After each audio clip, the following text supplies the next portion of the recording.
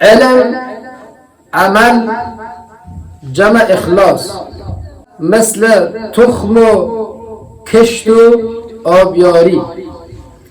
علمگه وقتی که عمل بومده، عملگه وقتی که اخلاص بومده، با علم و عملدن فایده یاب.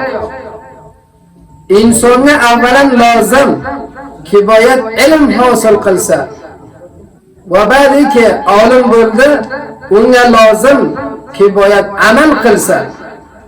عمل قلی کن آدمگه لازم باید اخلاص منن عمل قلسه.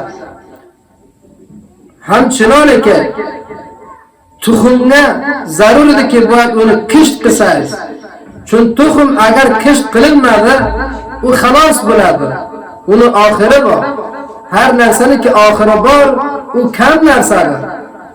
علمی که عمل بمسه او هم خلاص بلده، تخمی که کشت بمسه همچنان خلاص بلده. پس وقتی که تخم ده کشت قلنده، bu kishtka agar obyorli qilinmasa, suv berilmasa, bu kisht ham ko'yadi u benatija bo'ladi. Pas hargohiki xolisiz rizqingiz farovon bo'lsa, tuxmingizni kisht qiling va kishtingizga obyorli qiling.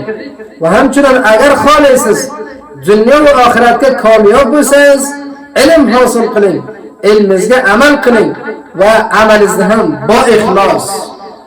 بعدی که عالم بودیز، عمل کردیز، اخلاص منن، بعدن مرتبه چهارمه یا قدم چهارمه ابلاغ کنین دیگرانگه ایشترین. بعدن بو علم و بو عمل و بو اخلاصن سیز فایده آرسیز.